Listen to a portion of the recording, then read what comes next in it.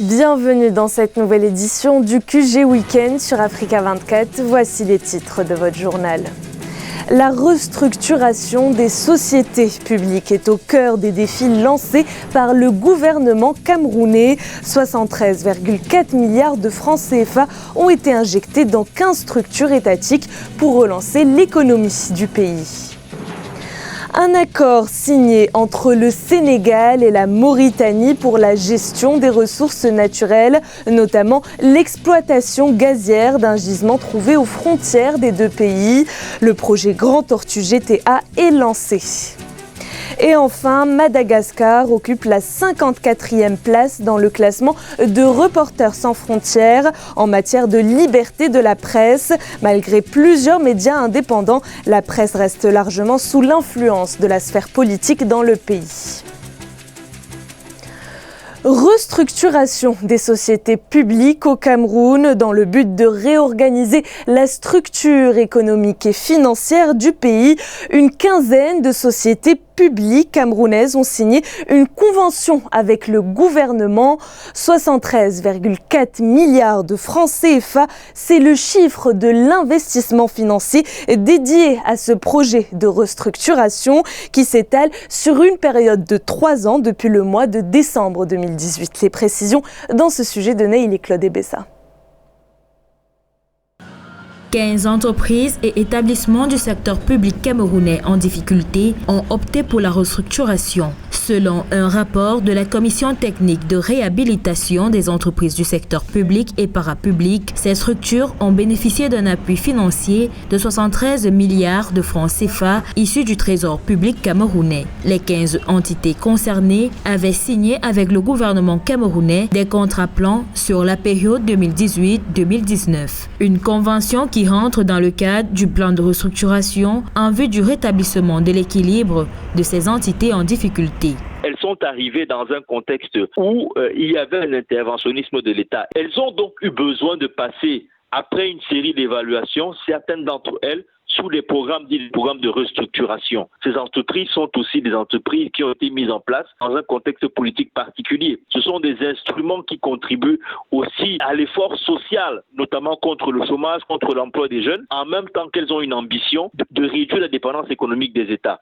Outre le soutien financier accordé à ces structures étatiques, le plan de restructuration vise à adapter ces entités aux exigences du marché actuel, aux nouvelles contraintes. Sur une période de 3 ans, ce projet permettra aux structures concernées d'établir leur plan d'action ainsi qu'un suivi pour évaluer l'avancement et le bon déroulement de la restructuration. La période de restructuration de 3 ans a été adoptée de manière consensuelle avec les dirigeants de ces entreprises-là. Maintenant, il faut aller regarder pour faire un audit de la période de restructuration, voir ce qui a marché, ce qui n'a pas marché, aller voir si elles peuvent être restructurées ou elles méritent totalement d'être privatisées ou alors il faut trouver une autre forme contractuelle pour que ces entreprises continuent d'exister. Le contrat plan signé entre l'État et les entreprises publiques intervient à la suite d'un diagnostic mettant en exergue des dysfonctionnements au plan opérationnel, technique, institutionnel, financier, stratégique de la gouvernance au sein des dites entreprises.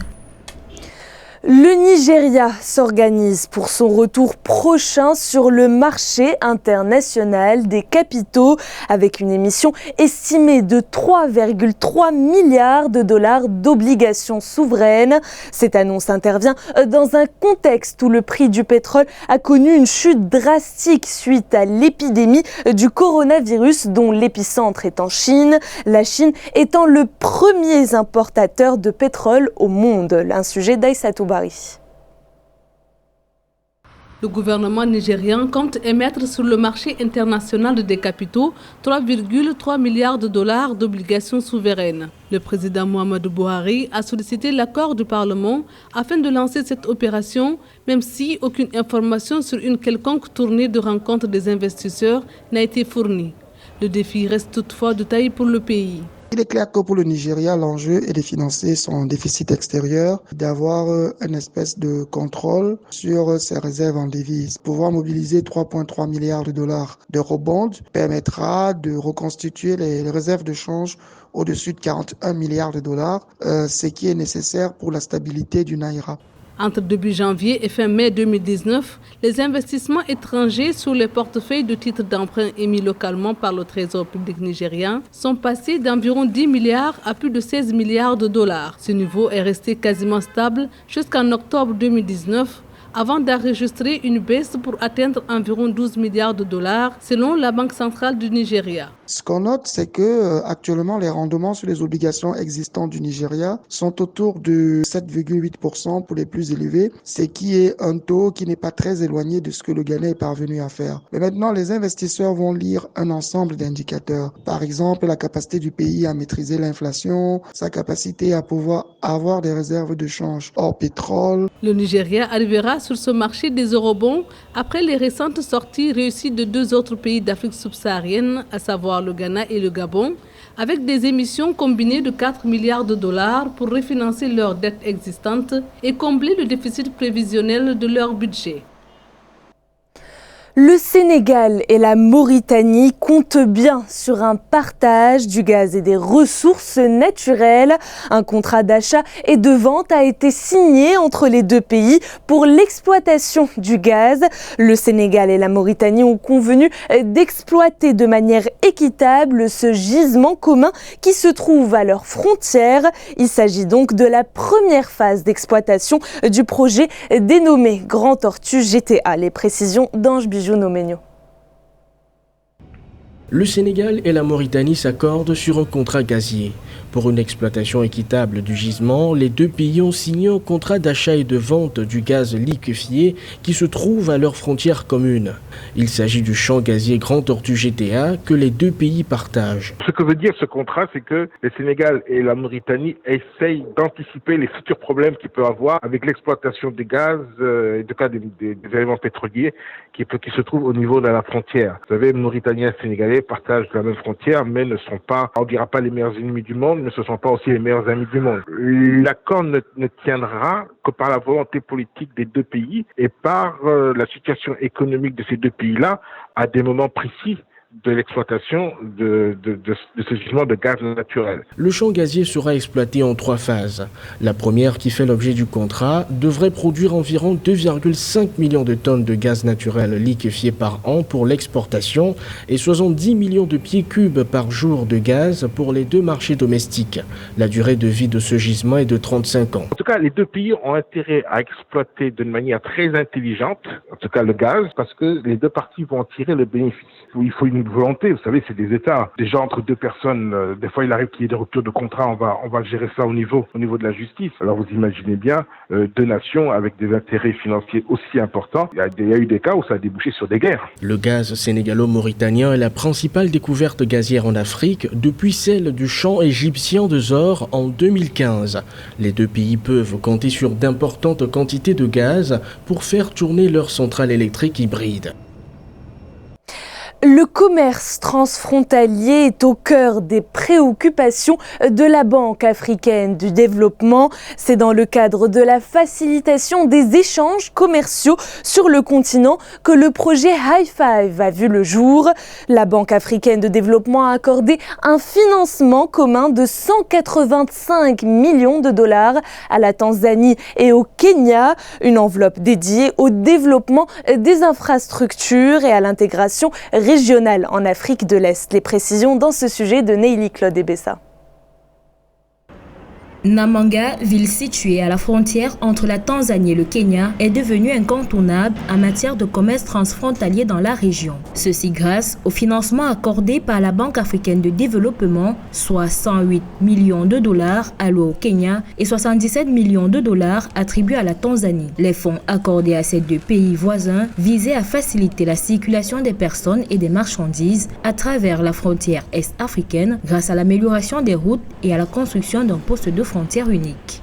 Ce guichet unique va certainement renforcer l'interconnexion douanière et augmenter les capacités d'intégration du marché régional. Le Kenya et la Tanzanie, du fait de ce support de la BAD, vont accroître leur capacité en matière de facilitation des échanges, en matière de libre-échange et bien sûr agrandir l'offre de transit et faciliter l'interconnexion douanière.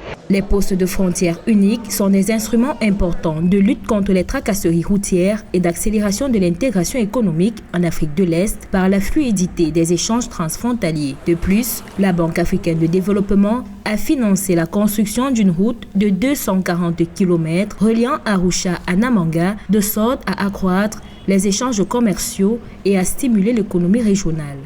Le poste unique juxtaposé, du fait d'une augmentation des capacités du corridor, va certainement booster davantage le commerce transfrontalier et faire des deux pays les pôles incontournables en matière de compétitivité commerciale.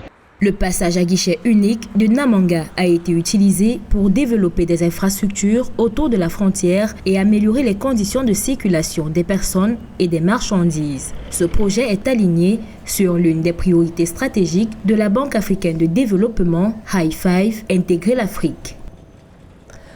Le chômage continue de grimper en Afrique du Sud. Au 4e semestre 2019, le taux de chômage dans le pays est estimé à 29,1%, soit le taux le plus élevé depuis près de 11 ans.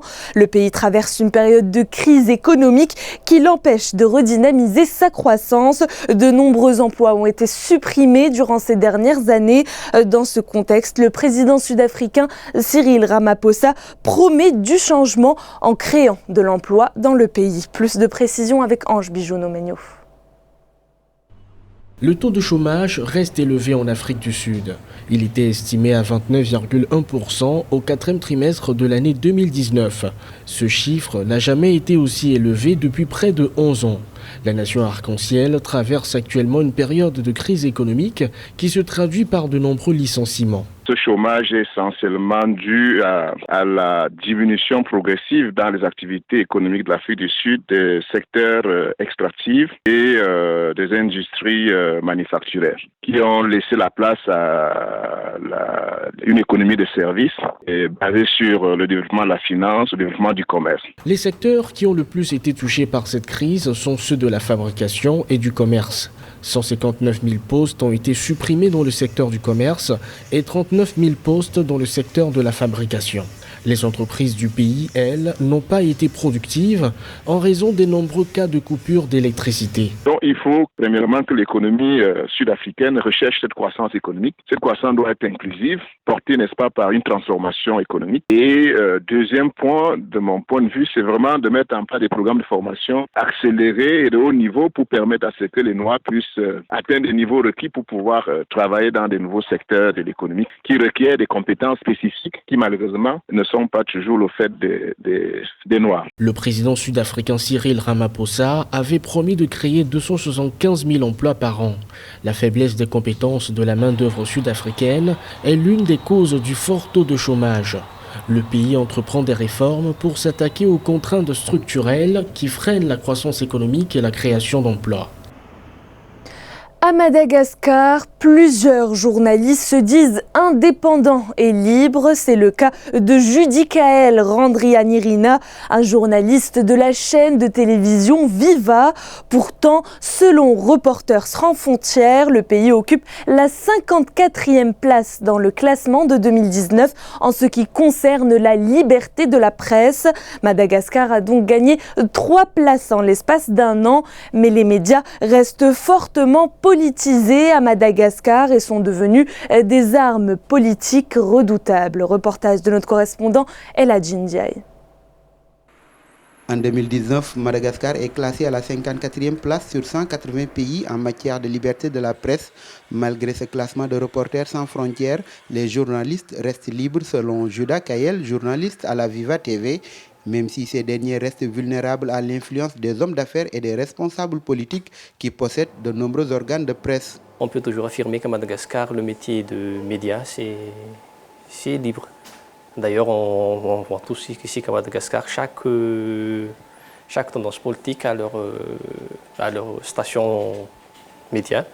Donc, mais bon, on est libre ici à Mada. Bien que l'État offre aux médias des espaces de liberté sur le plan légal, le Code de la communication adopté en 2016 fait référence au Code pénal pour statuer sur les délits de presse menant potentiellement à une criminalisation de la profession. En septembre 2017, la Grande Île a enregistré la première condamnation d'un directeur d'une radio indépendante dans le sud du pays depuis plus de 40 ans. Malgré tout, l'information devient de plus en plus dense à Madagascar, surtout avec l'avènement du numérique. Madagascar est au rendez-vous du numérique. Par exemple, maintenant, vous ne croiserez plus dans la rue des journalistes qui se ramènent avec des caméras DV. Maintenant, tout le monde, c'est avec les nouveaux caméras, avec les nouveaux réflexes. Même déjà à Madagascar, on peut même faire le direct maintenant. Tout le monde peut faire le direct. Et surtout avec l'avènement des réseaux sociaux, des smartphones, il y en a des médias qui envoient directement l'info. Dans ce pays où le nombre d'habitants est estimé à près de 26 millions, on compte plus d'une quinzaine de télévisions et environ 340 stations radio. Parmi les sujets victimes de l'autocensure, la corruption, notamment dans le secteur des ressources naturelles ou de l'environnement, qui reste un sujet difficile à traiter. C'était le journal de la rédaction. Merci de votre fidélité. Retrouvez dans un instant une nouvelle édition de l'information sur Africa 24.